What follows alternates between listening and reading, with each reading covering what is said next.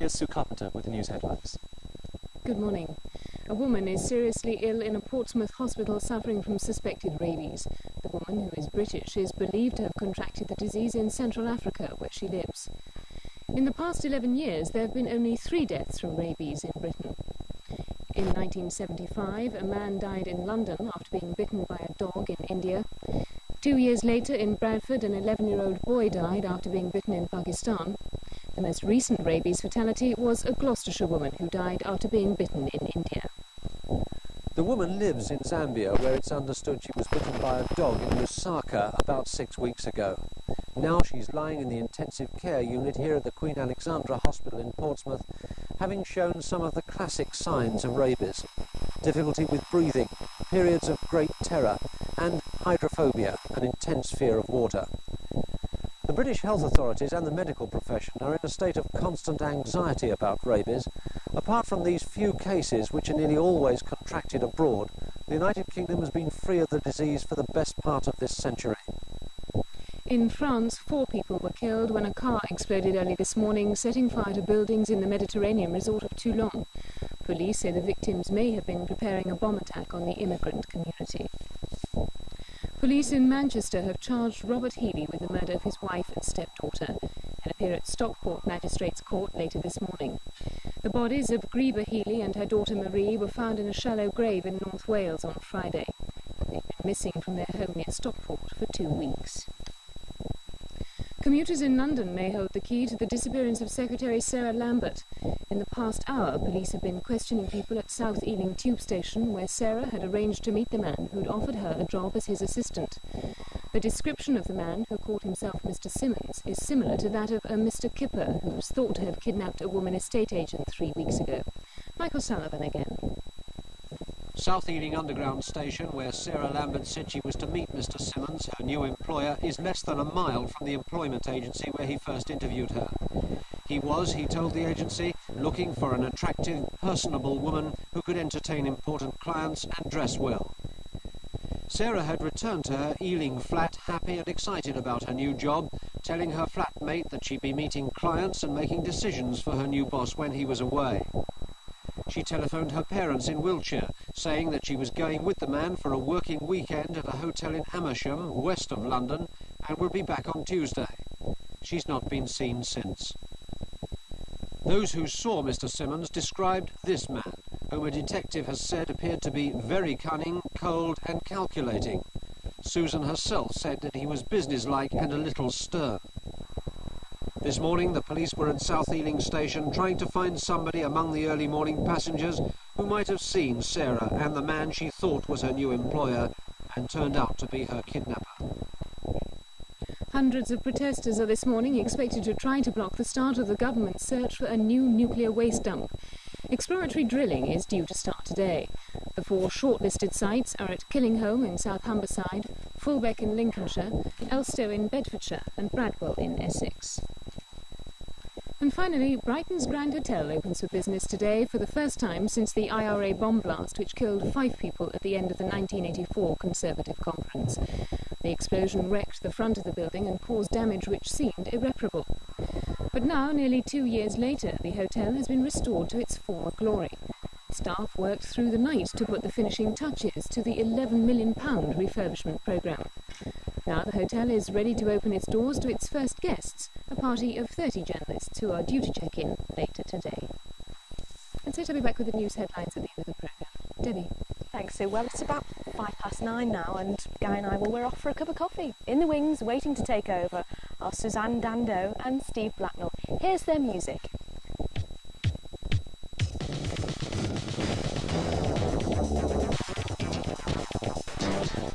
Morning!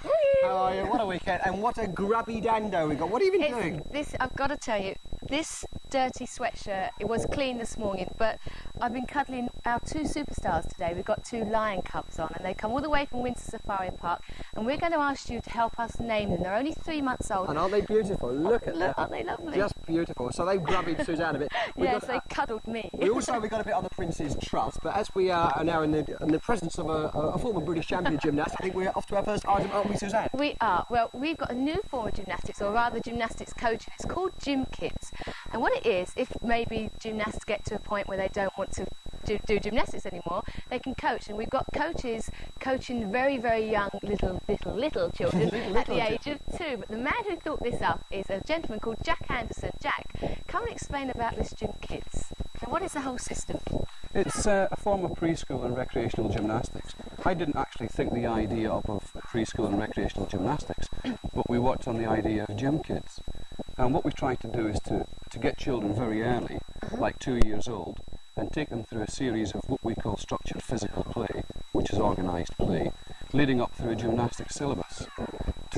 Sorry, Jack. Yeah. You go on. Does this actually help what they're doing now? I mean, just seeing. I think we've got Victoria here. Is this just to give them spatial awareness? Yeah, that and a little bit of coordination going up the ladder, because one hand and foot right together.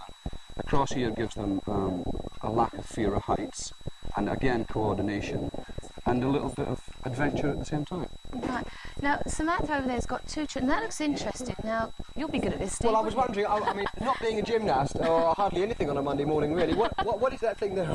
That's a wobble board. A wobble board, Yeah, right. and what they're doing is learning about the equilibrium of the forces. You know, if they press down one side, it comes up the other side. They're getting a balance. They're working with one another, which helps them to balance. And in a minute, Samantha will probably throw the ball to them, so they get coordination at the same time. Right. Now, the purpose, obviously, Samantha and Julie, were they gymnasts before? Were you coaching? Yeah, they were recreational gymnasts, and what happens is that children like that reach an age of about 12, 13, and they tend to be lost to the sport, and they go away.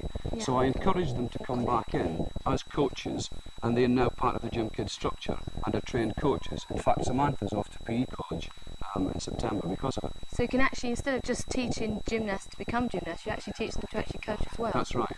Right. So what do you want to do with Gym Kids? Because I understand you've got it in the south at the moment. Yeah. You'd like to extend it? I'd like to see it all over the country. I'd like people to write, and I'll send them the details of the Gym Kids organisation. In fact, train coaches in various areas if they want to do it, and set up a Gym Kids centre wherever they want to do it. There's hope for you yet. I doubt it, not with my shape. I mean, can you envisage Gym Kids being big around the planet? I mean, eventually, is it? Or is it Around Britain. round Britain? Yeah. Is it a thing that will catch on around the planet, around the world? Oh, I don't think so. It's already done in America and other countries. I'd just like to see it big in Britain. Right. Can we just Yeah.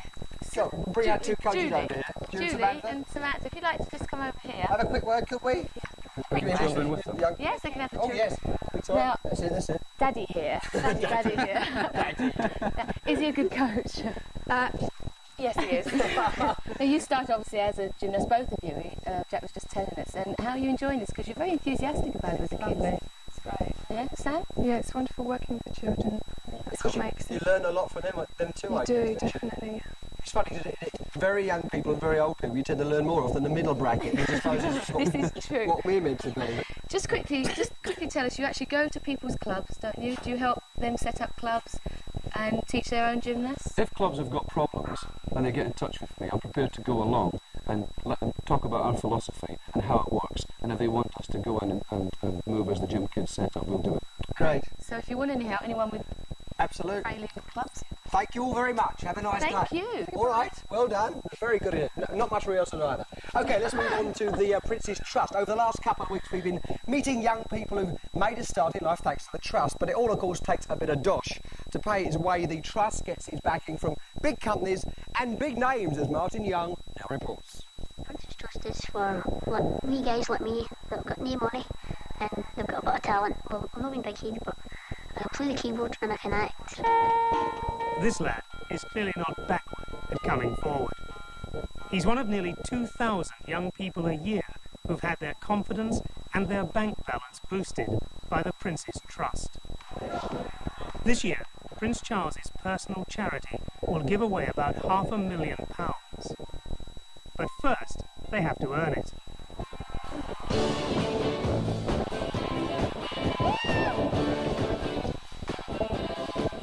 This is an array of musical talent that money just simply couldn't buy. But these rock millionaires are giving their services free to celebrate the 10th birthday of the Prince's Trust. Like Charles and Diana, they believe that there are thousands of good ideas out there among young people. Ideas and initiatives that deserve support. And this was spectacular support. It was like real Live Aid in the space of a couple of hours. Everybody was there. Everybody came along with the minimum amount of rehearsal and gave their time to rehearse each other's songs again. And I think that's raised close to £1 million, just that one, with all the, the TV stuff as well. Good morning, Prince's Trust. The Trust doesn't believe in squandering its income.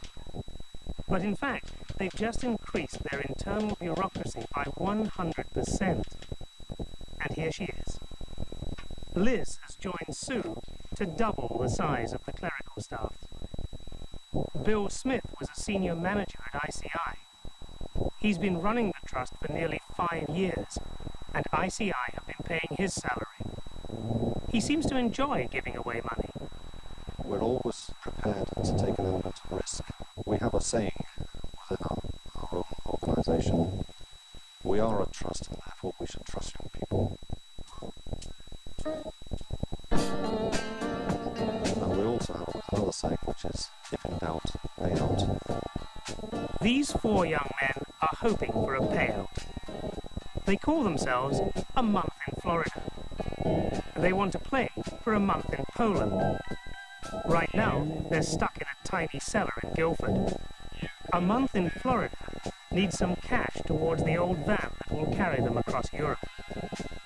There are 50 local committees of the Prince's Trust. If the Surrey Committee helps them, these men can accept an exciting invitation to play their music in Eastern Europe. We've got 4 applications under Prince's. True to the ideal of minimum fuss, the Surrey Committee meet the following day. Their average grant is around £250. The average wait for a decision, just a few weeks.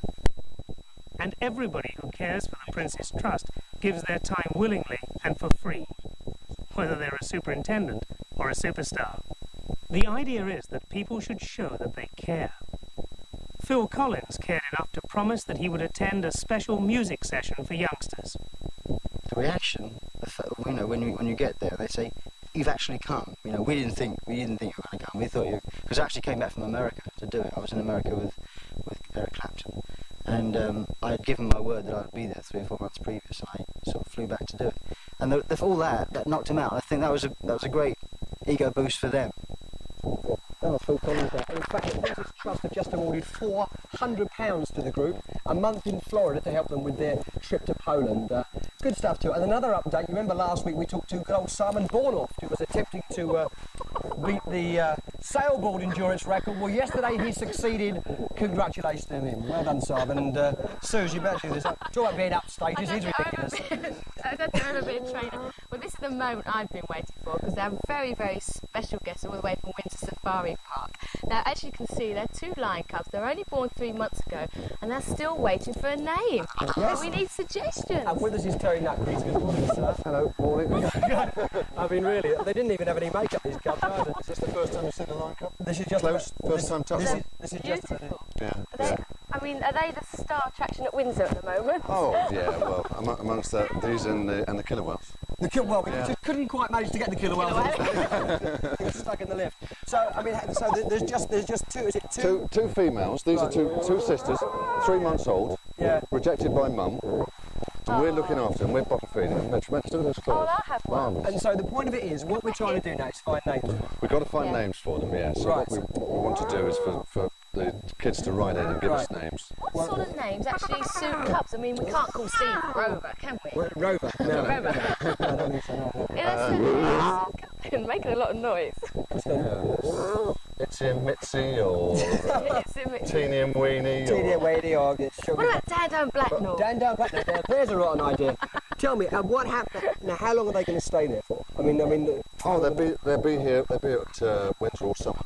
Or the rest of the summer, and they're going off down to Longley, probably. Really? Yeah.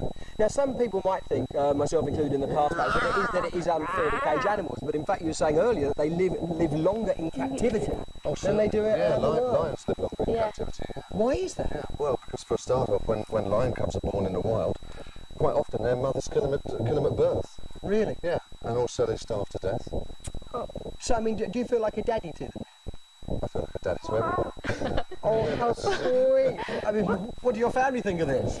I love them. It's few of What them. do you feed them on at this age, at the moment? Mincemeat Just and milk mincemeat. and egg. Yeah. Yeah? And do they progress on to sort of raw meat and And the odd part keeper. And fingers. the odd finger? Yeah. The odd finger.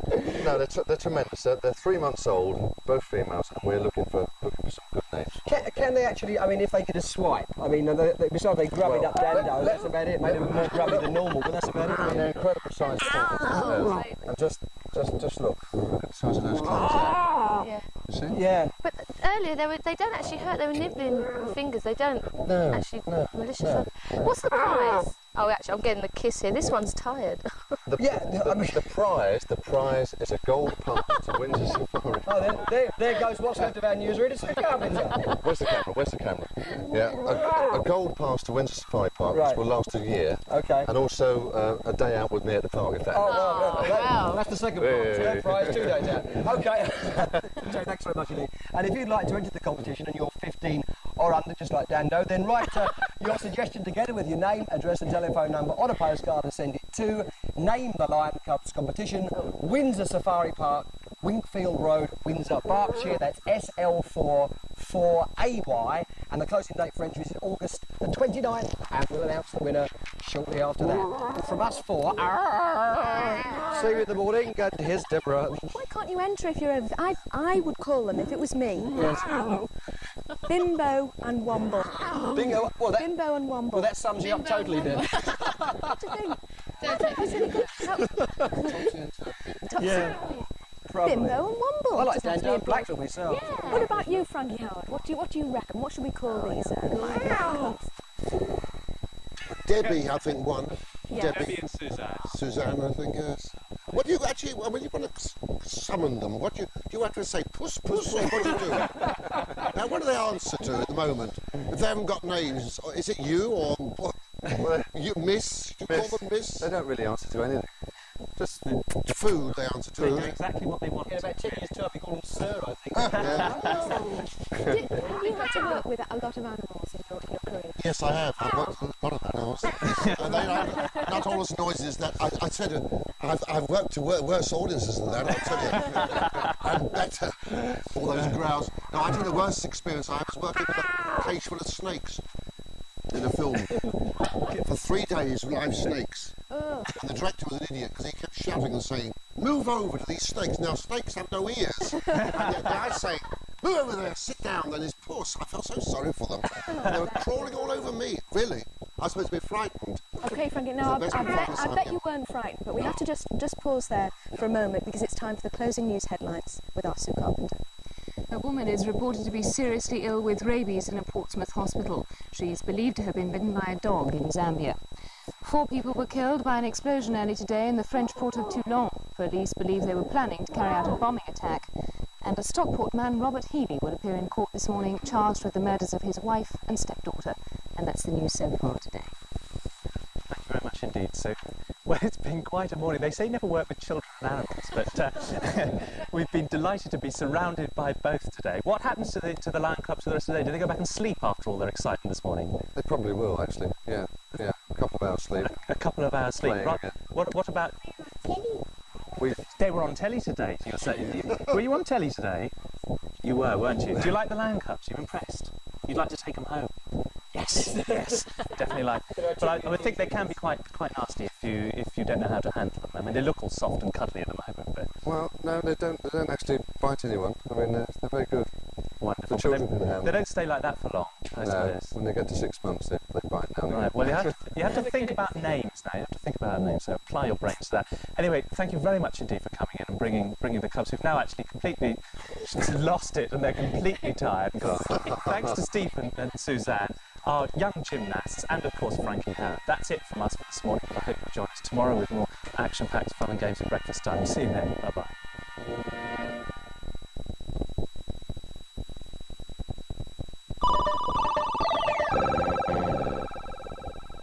Yellow on children's BBC's logo? Never mind, hello. It's good to be back, thank you very much. And thanks to Andy for doing the last 3 weeks. I'm here for the last 2 weeks of children's BBC while it's on mornings. We've got a new programme later on, it's Heartbeat instead of Why Don't You? And in 5 minutes we've got Silas, find out what's happening to him. But first, here's Dudley Do Right.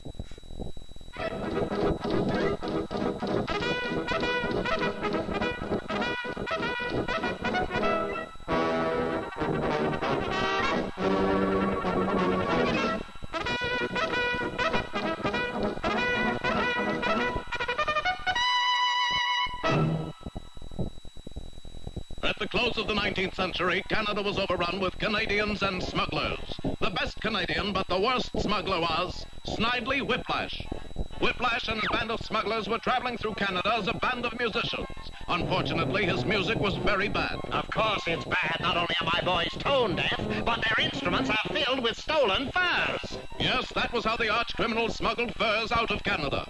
But like all lawbreakers, he had yet to reckon with the mounted police. You are looking at the pride of that noble force, our hero, Dudley Do-Right. And this is Dudley Do-Right's horse. The apple of Dudley's eye was the beautiful yet unpredictable Nell Fenwick. Dudley loved Nell. Unfortunately, she loved his horse. But Nell, why won't you marry me? Because you are too good, Dudley. For you, Nell, I would rotten up. The Mountie post was under the command of Inspector Fenwick, Nell's father. Send Constable Do-Right in here and tell him to hurry. You sent for me, sir? Yes, I did, Do-Right. Snidely Whiplash is attempting to smuggle furs over the border into the United States. I shall need an undercover man to join him and expose his evil plan. Let's send Nell, sir. My daughter, no, Do-Right. We have to send a mounted. Then you go, sir. I have to watch the store. You're the man, Do-Right. But, Inspector, my reputation, Whiplash would never let me join him. Yes, your record is spotless. We shall have to dirty it somewhat. Here's my plan. You shall commit a disgraceful act, get thrown out of the service, and become a bad guy. Thus it was that 1 hour later, Constable Dudley Do-Right, the man who could do no wrong, set fire to the Alberta Hotel. Do-Right, are you responsible for this Holocaust? Why, yes, I am. Well, congratulations, my boy. This hotel was condemned last year, and we've been wondering how to tear it down. You'll be decorated for this. Do right, you idiot. Don't do right, do wrong. Somebody blew up the dam! Would you mind holding this plunger until the police get here and arrest me? Constable Do-Right has already admitted that it was he who dynamited the dam. Yes, in one brilliant stroke, the problem of irrigating our valley has been solved. Do-Right, have you ever been assassinated? But, Inspector, I have been trying. Well, then don't try. And that did the trick. At mess that evening, Dudley ate his peas with a knife, something no Mountie would ever do, and consequently was drummed out of the service with a dishonorable discharge. Do-Right, you're a disgrace to your underwear. Good work, my boy. Now join up with Snidely Whiplash. Farewell, Nell. Perhaps we'll meet again. But, Dudley, why must your horse go with you? After all, you ate the peas. Yes, but with his knife. Adios, Nell. 1 week later, in a border town ballroom... So you're a musician, eh? Yes. Can you read music? No. You're hired. Dudley brought out an alpine horn and proceeded to captivate the audience. But during the 33rd chorus of Wabash Cannonball, the tuba player started spraying furs all over the bandstand. Whiplash, the jig is up. You are under arrest. Drop that tuba. And the tuba player did, on Dudley. In exactly 5 minutes, Do-Right, my men, the furs, and I will be safely across the border. You too will be crossing the border at a much higher altitude. 4 minutes and 59 seconds later, Snidely Whiplash and his men were about to set foot across the border when...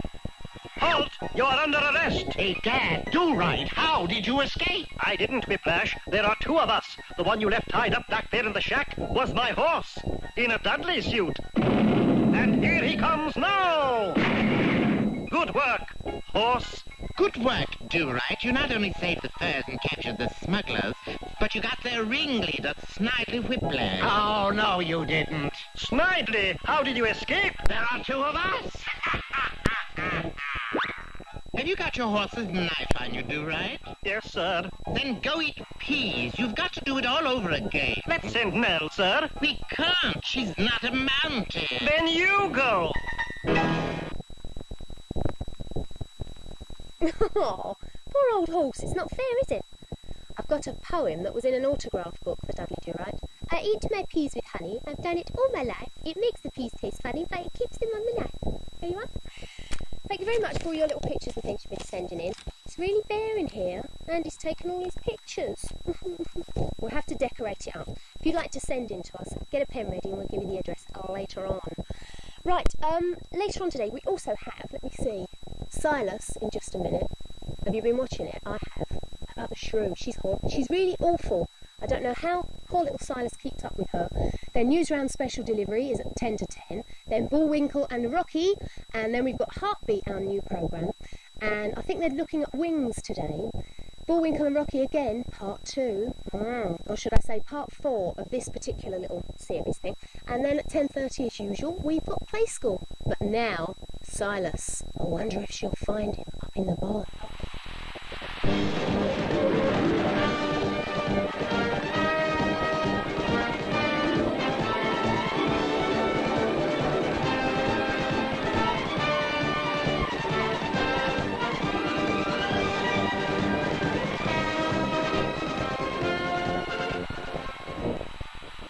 When the shrew took Silas's horse, he knew that she must have gone to the river mill to find the smuggled silver bars. So he follows her there to get Blackie back. But while he's searching, he drops his flute. The miller and the shrew hear the noise and go downstairs to investigate. Where's the little rascal? He could be dangerous for us. The shrew knows Silas is hiding somewhere. Fortunately, the miller knows nothing about Silas and tries to calm her down. But the shrew is as ruthless as ever. Silas, come out! I'll get you yet. Come out now or else. There's no one here. You see nothing but ghosts. Are you frightened of ghosts? Silas is here, all right. Silas? Yes, Silas, little brat. I don't know any Silas. Come on, have a drink upstairs. I'm thirsty.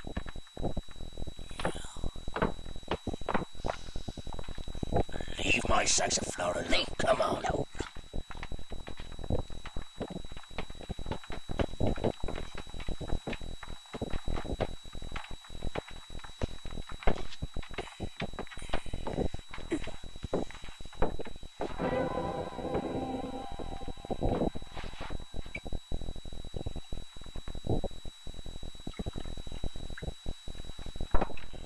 Cheers.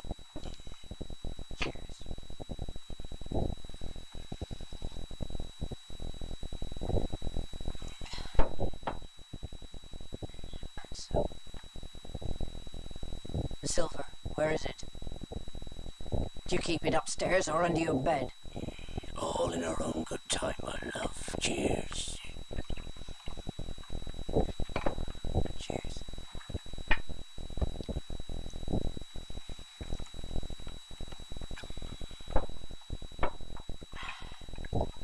Here's what we'll do then. Give me half the silver and I'll leave you alone. That's a lot for keeping your mouth shut. Half for you hang.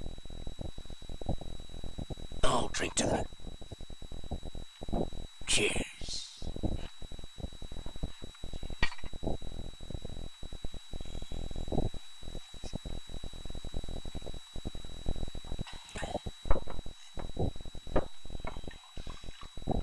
I'll be rich.